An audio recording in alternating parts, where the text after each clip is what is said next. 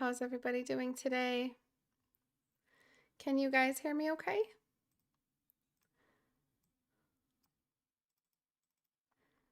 I will be taking a look at this piece today. It's going to be very fun. I'm just making sure everything is running smoothly here on my other screen. Making sure that my OBS is running well. Okay. Welcome everyone, welcome. New and old, welcome. Okay, so let's get started. So one of my patrons actually submitted this, and I didn't have time to look at it as in depth as I wanted to. This month, my patrons are going to be, well, they did do a lot of their diagnostic homework, and they selected this piece as one part of their homework, which was to select a piece, an old piece that they didn't like very much, one of their own pieces, and talk about what they didn't like about it, what they felt like they did wrong with it. So they said that it felt like it was very stiff. They said that the angle didn't feel right, and the anatomy didn't feel right, I believe, if I'm remembering correctly. So that's exactly what I think. I agree with them. So what I'm going to do is I'm going to address all of that. So I'm going to select the background, if I can, with the magic wand. And I'm going to get rid of this this like honey splatter, or I'm not sure if it's supposed to be a bee or something else, but it's feeling like very much like a bee. So if that was intended, it's working. Okay, and I'm just trying to select all of this so that I could separate it from its background. That's good enough. And then I'm going to select that yellow color they picked and use that as the background, since it's already, all of the values are established against it. And then I'm just going to bring in that very same white that they used in the background. Again, all the values are established against it. So I just want to create like a harmonious version of that isn't going to completely kill the original idea that they had. So I want to keep some of their thought process here. Okay, so what's wrong with it? Honestly, it's very flat. It means that we are looking at it as if we're seeing it with like this flattened perspective, like it's flat world. So how do we correct that? How do we amend that? Well, I want to open Portrait Studio really quickly just to show you guys. I should have opened it beforehand.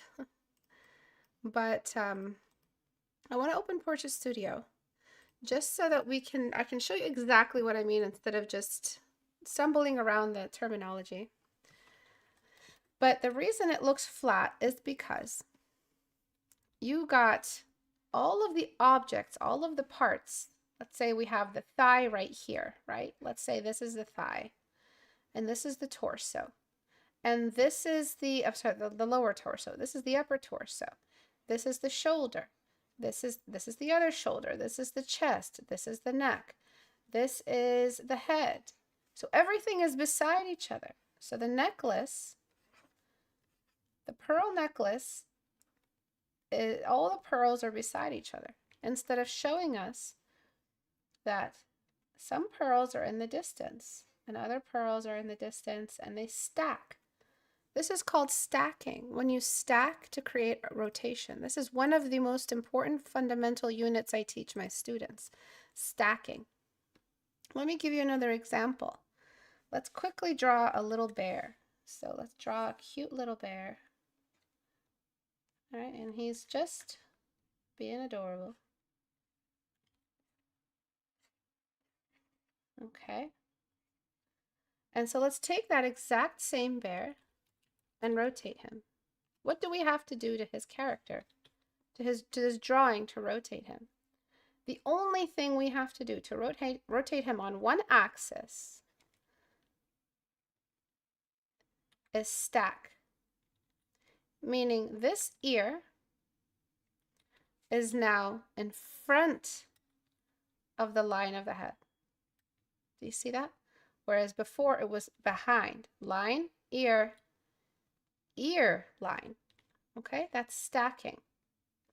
And then for the eyes, this eye is further towards the edge, and this eye is much closer.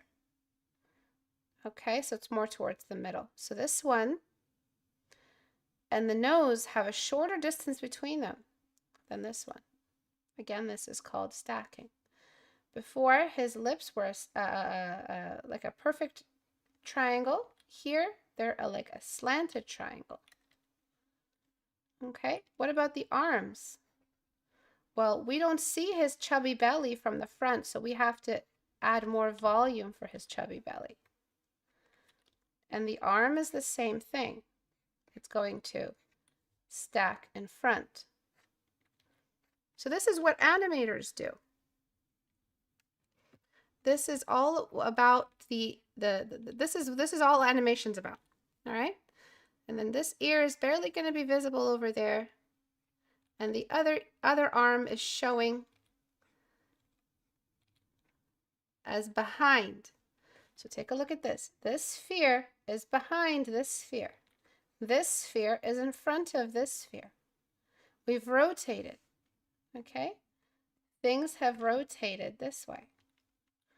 So you're not doing any of that. You're just drawing one thing beside the other thing, and you're not stacking. So let me open up Portrait Studio and show you what I mean. Figures, female. So you are, let's take a look at exactly what you did. So she is, oh, everything's been drawn. I wanted to save the bears, so I'll just do that. Control C, and then find where I did all that stuff. All right, so we saved the bears. So she's kind of like leaning forward, you know, like she's leaning forward, but it's a bee, so the bee is flying with its front of its body forward, sort of. Maybe not, because bees kind of fly with the bum forward, right? Or is that just wasps? I don't know. Either way, I'm just going to try to mimic the gesture.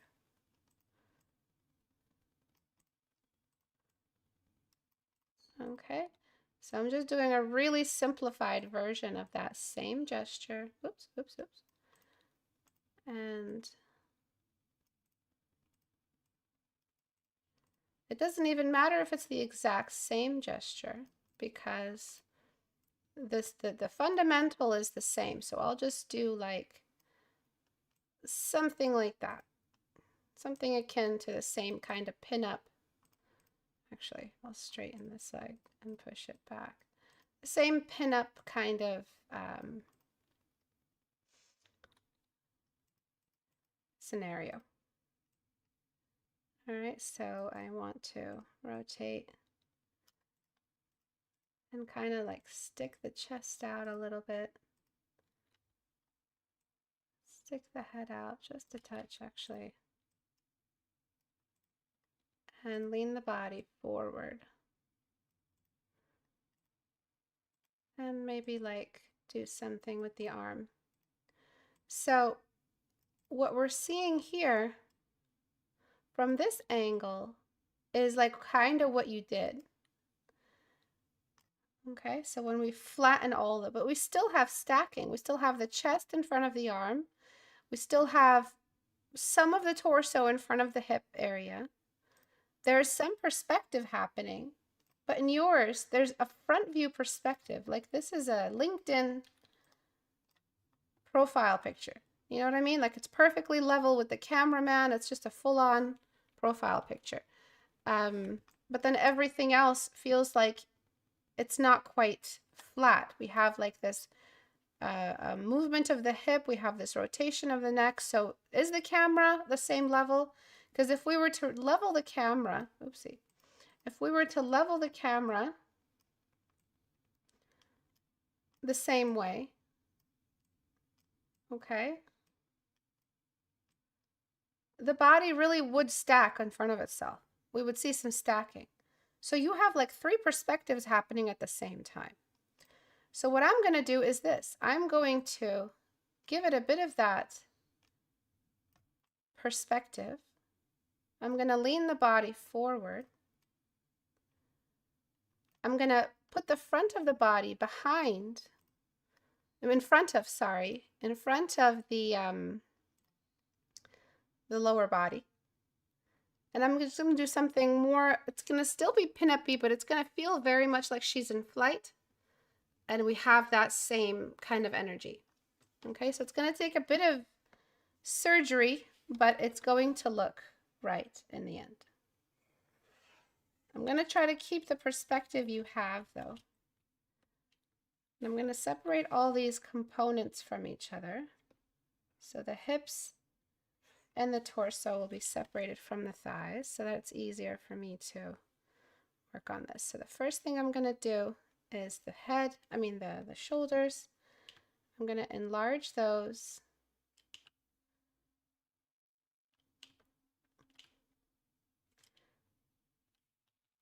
I don't want that same kind of perfect space on all the sides, that kind of LinkedIn profile picture. You know, shoulders are all level. So I'm going to make her head a little bit bigger, leaning forward just a little and off to the side, and maybe tilt it.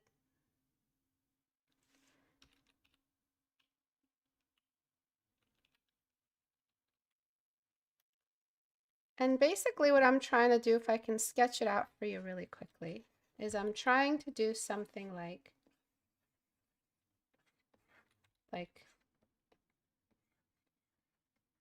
that. So it feels like, you know, a bee in flight. Things feel very energetic. And then we've got a lot of the wings moving around. So that's kind of the goal here, to still keep that twist you're trying to create, but not have it feel so stiff. I'm going to separate the wings as well. So this was a great opportunity to talk about stacking, because I usually don't get those kinds of critiques that often. And I wanted to talk about it a little bit more. Again, this was a homework from my apprentices. And then for the torso, I'm going to just tuck it behind. And the thighs should really be doing most of the work. So let me see if I can, for that stacking, they show up more than the torso does. So let me see if I can flip the canvas actually. I know it's going to feel a little weird to flip the canvas, or flip that a little. Let me enlarge the canvas as well, so I have enough room to pull it off.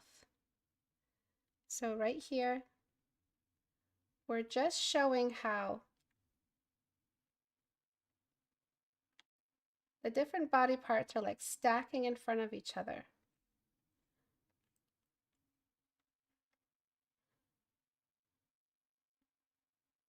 And one is a little bit off in the distance.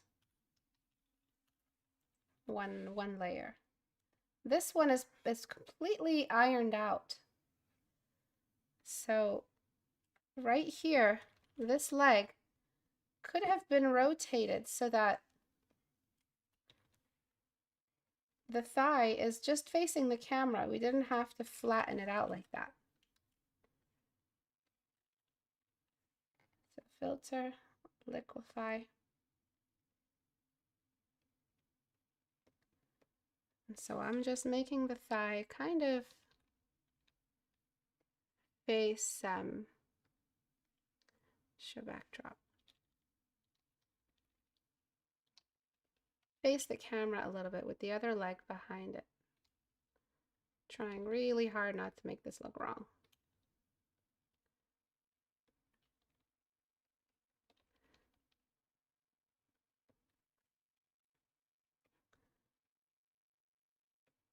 Same thing as before. I'm keeping the one bent leg, one leg not bent, but I'm rotating and stacking. So this part of the leg will be behind. And so that means that this is going to look really weird before it looks right. It's going to be rotated so that we're seeing the top of this foot.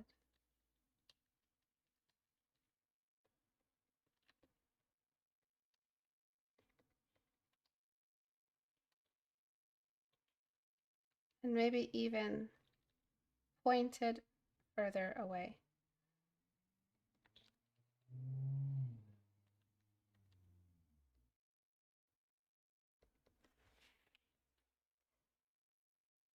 Okay.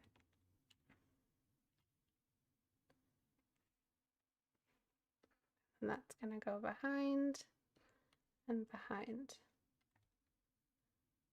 And then really compressing it so it feels like it's in the distance. And then, of course, just a little bit more compression.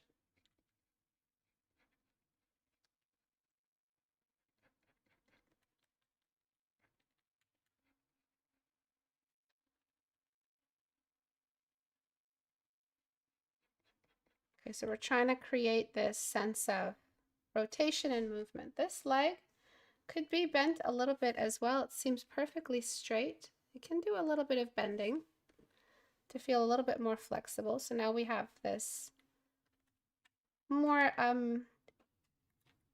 synced up scaling. And then I just want to put this leg just over there. Okay, so now we have the legs as one group, and then we have the torso. So the torso, I want it to look like it's leaning in front of and over these legs. Okay, so we've pushed the legs back, we've pushed the hips back, and we're rotating everything back forward. Okay, and then we've got everything underneath. So pushing things further back, and then because I know how much further I want to push back the torso, the hips, I can bring down the torso, sort of. Let me see what tool is best for that.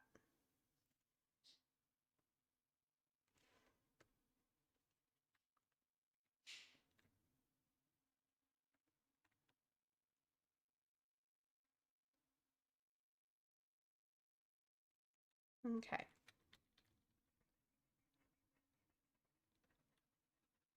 And then there is the missing volume at the back, so I don't want to make it look like it's too exaggerated.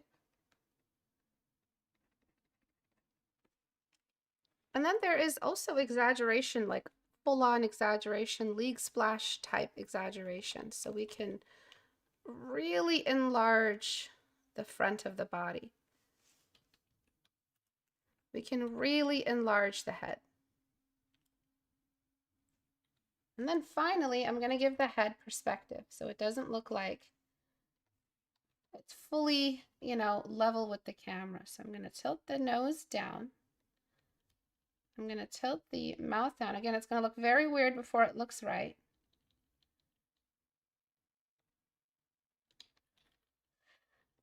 I'm going to tilt the chin. I'm going to raise the ear.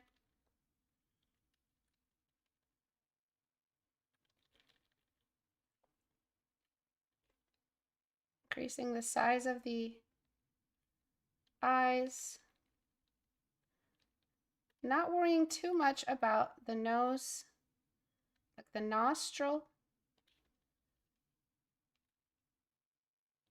Trying to show the perspective in the face. So before, after. So you did have kind of an upward tilt. If you really want to keep it, we can talk about the upward tilt as well. But I just want to show how the stacking works, how, even though you had an upward tilt to the head, the perspective was not quite there anyway, because you were still lacing the necklace beads right beside each other.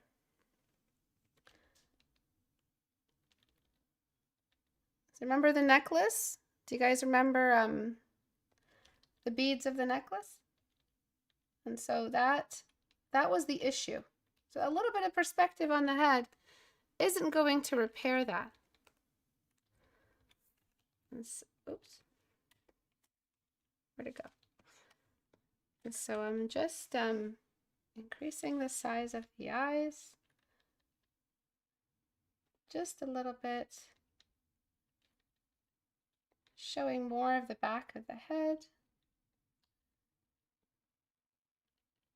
trying to really push that perspective down.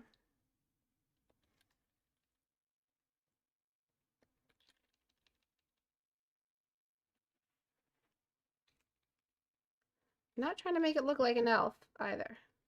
So let me decrease the size of the eyes just a little bit. Don't want to exaggerate it too much.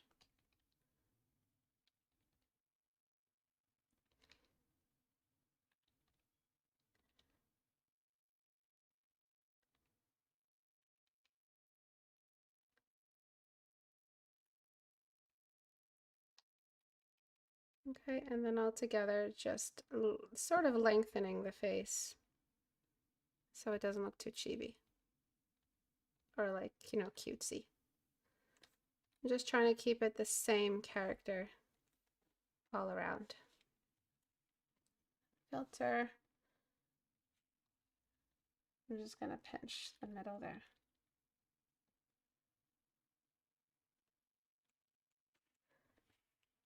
Okay.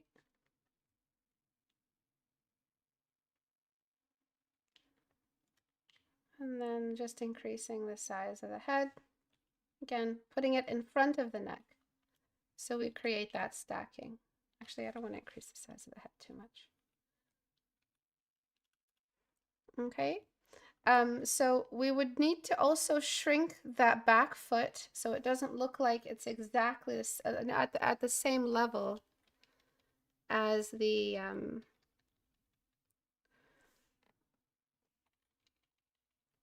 head. So I'm just kind of throwing it into the distance and shrinking it. Again, using anything I can use, like the straps here of the shoe to make it look like it's off in the distance a little bit. Okay, so now it looks like this object, which was once flat, is now a cone-like, and it's moving into the distance. We've now taken the cylinder and we've rotated the cylinder so we can see it tilting towards us. And I feel like this feels more like a bee, feels more bee-like.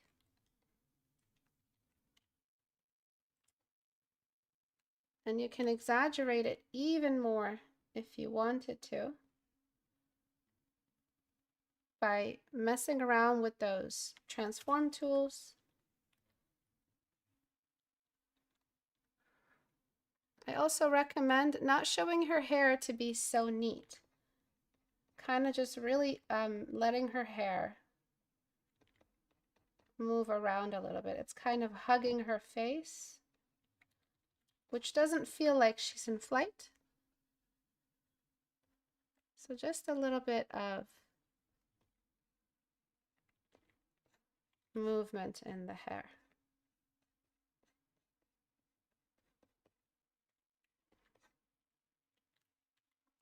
So it looks a little less Karen. Do you know what I mean? No offense to anyone named Karen.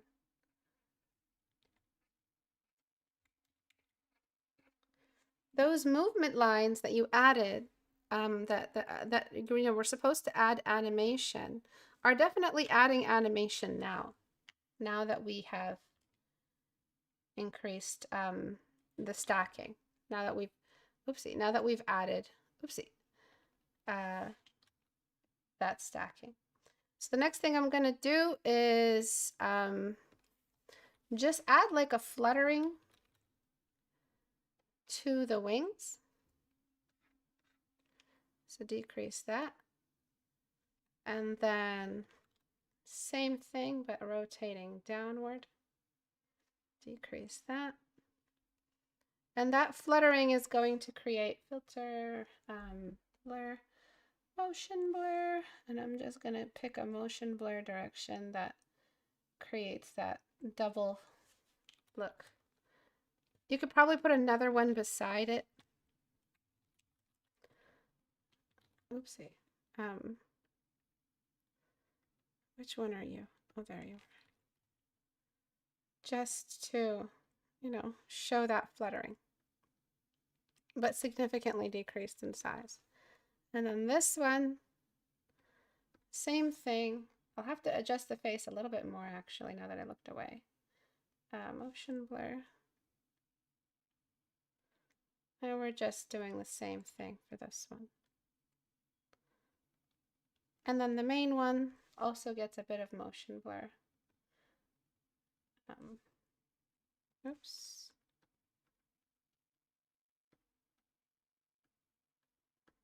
Which one is this? What is going on here?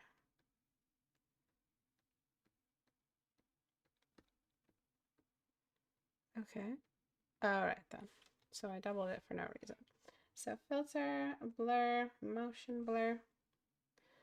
And I want to decrease the motion blur on this one just a little bit. And I would totally do the same thing on the other side. But I'm really limited for time today, so I'm just going to duplicate the whole thing I did.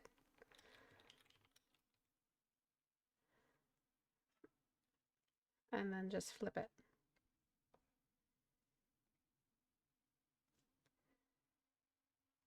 Right, and then I'm just going to adjust the face a little bit more. Now that I have it kind of in the perspective that I want.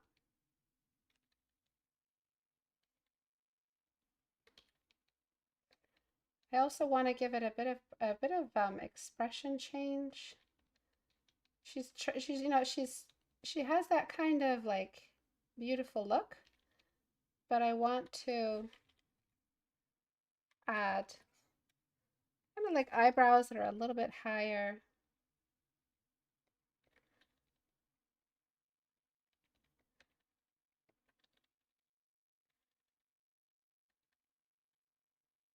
And eyes that are a little bit more open.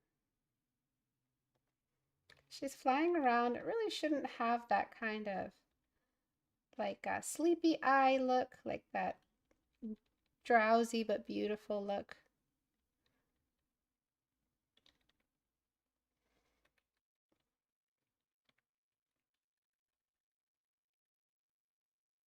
Again, I just want to lengthen the face, but also keep it in that upward perspective.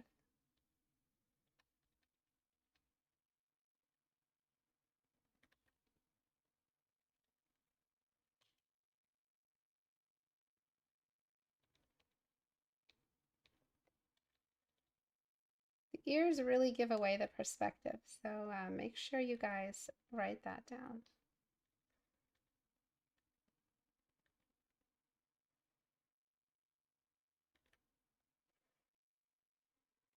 So before, after, and then for the expression I was talking about, I just want to raise her eyebrow up, at least one eyebrow, to create that kind of like, hey, you know, like that kind of look.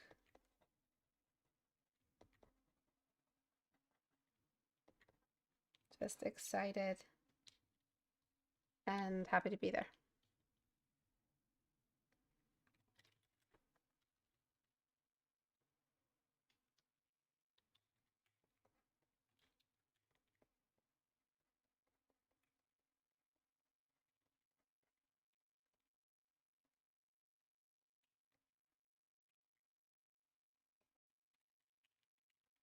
Just so that her eyebrows are doing something else.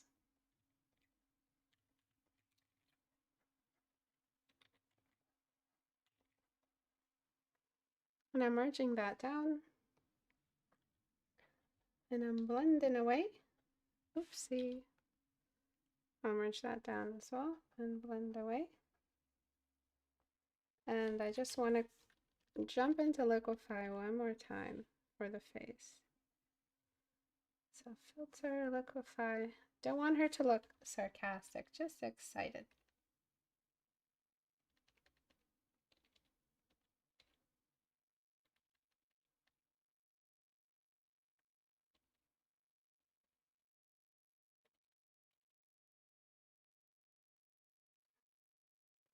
The sarcastic look is really sticking.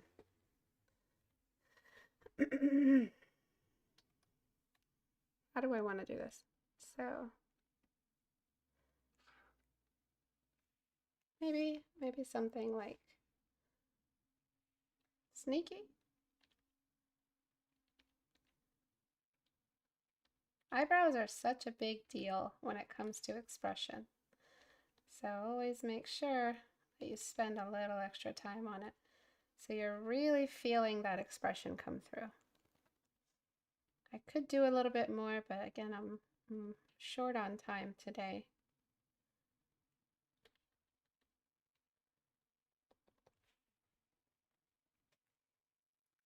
Okay, so this is kind of the next step, I would say, in your artistic journey, to explore gestures that have a little bit more stacking to them. And this was like a demonstration of that. There is, there is something to say about the angle you picked, but all of the components of the portrait were right beside each other. I mean, the portrait of the image were right beside each other, stacked on top. There was no real perspective in play. I'm just going to merge the wings layer and then kind of reduce their opacity and select the whole piece and just enlarge it and kind of tilt her a little. And for the head, you could tilt it down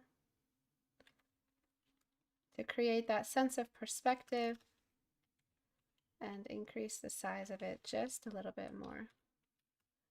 I do want to, or you can just keep it tilted, just for that placement, or you could tilt it even more.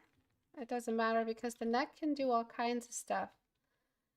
And everything that it does, as long as you stay within that reasonable space of possibility and range for neck movement, it's going to look nice because you're moving that joint. For this hand, I mean, you could make this hand do something else. You could. And for the legs and the torso, you could move them down just a little bit more. But then I'd have to add a bit more information for the torso, or at least try to. I don't want to, see, that's why liquefy is useful.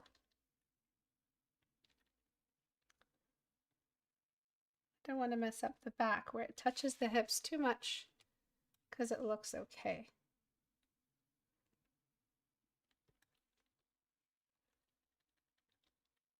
So tilting the torso in front of the body, putting the head in front of the neck, putting the breasts in front of the torso, all of these things together have made it so that this feels like we are floating in an actual space, that this is part of a room, that this is inside a room. And I just need to finish the breast outline here. Of course, it doesn't really seem exactly like that, but I'm just going to go ahead and do it. And then just filter, liquefy, and try to give the breasts more of that rotation. So they actually feel like they're in front of the torso.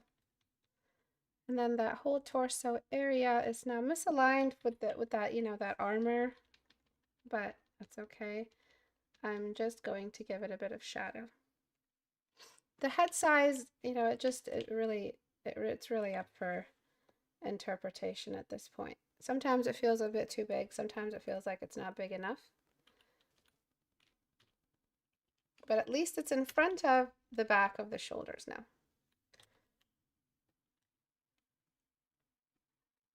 Okay, so what else is there? The hand feels like it's in an awkward position. The arm here could be moved in front. Let's see how the arm is just like at the edge of the canvas, not really doing much. So we could move the arm, you know, so it stacks in front like that and has a more believable like position, you know, 'cause she seems like a fighter, but not just a fighter. She seems like it has a dancer's body. And then right under that arm, I would put a little bit of the background value over the torso, just to, you know, emulate the sense of atmospheric perspective.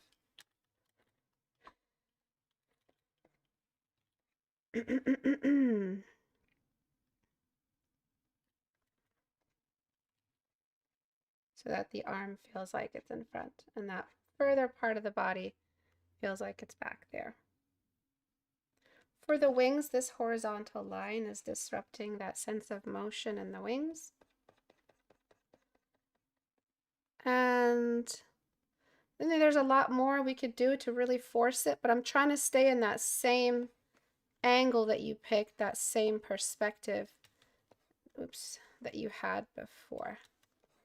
That line here, that curve, instead of flipping it like I originally wanted to.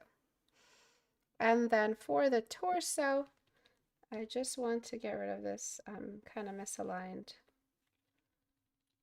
rib cage bone. All in all, it's a little more stacked and it feels like it's moving toward the camera from the background.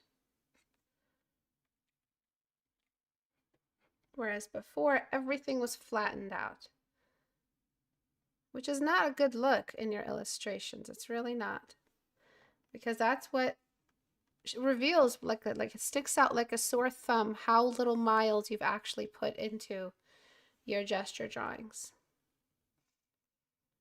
Okay, so we'll look at the before and after now. Control. Before. So big changes, obviously. You can see how small the size of the head was. This is a very kind of extensive critique. So you can see how small the size of the head was. Right? How big the body was. How it felt more like it was really like you brought an iron and you just flattened out a model. Right? You really don't want to do that. You want to look up the reference you need so you get at least the head size right, even if it was flattened out. But you were also trying to show a character in flight. So the after, obviously, it's a completely different camera change. This is a huge camera change. So I'm not, you know how, like, you know, some people say, Istebrak, stay close to what the original artist wanted. In this case, I can't, because the critique is about perspective. And the perspective here was non-existent. This is what it looks like when you paint with zero perspective. All right. So the actual fundamental you want to study here is bodies in perspective, but not just that, anything in perspective, any kind of shape in perspective. So I tried to stay close to what her face looked like. May have been just a little bit off. Maybe throwing some hair in front of her face a little bit more will look a little bit more active. If you want more of that contrast in the background, you can. But I hope I got the message across. Sometimes there's no saving because it just looks like a character sprawled out, you know, on purpose. Also, the neckline was very, very short for a character in perspective. Let's say you were to keep this one. The head size was so small in comparison. It was so small. But let's say you wanted to keep it. You have to increase the head size, but not just that. You have to take the whole head and just like elongate the neck just a little bit more. And that kind of looks like the head is now on the same level. It still feels hunched or whatever, hunched down. But at least now she's got that little bit of flight. You know, it looks like she's in flight. She's pulling the rest of her body back like she flies with her shoulder blades, sort of. So she's pulling them up. And then we have, like, if you really had to keep it where it was before. And then we have the rest of the body, which feels like it's completely dislocated. So this was the easy fix, and you can obviously take this easy fix just so you can use it in your portfolio and get rid of those, the more glaring of the mistakes. But that rotation in the hip is really what's throwing off the perspective, because we wouldn't see the back of her hips like that if we're just seeing like the LinkedIn T perfect shoulder profile picture. We wouldn't see the back of her ass like that. So we would just see the front of her leg, and then the back really wouldn't make that much of a presence, like whomp, you know what I mean? And so now it looks a little bit more easy on the eyes because the joints aren't completely dislocated. That head was very, very small. Very small. All right, so this is the one that you can salvage. And this is the one with the initial backside showing that you can use in this. This is more advanced because you're actually rotating the body. You're actually throwing the body further into the background, which is a lot more advanced a drawing.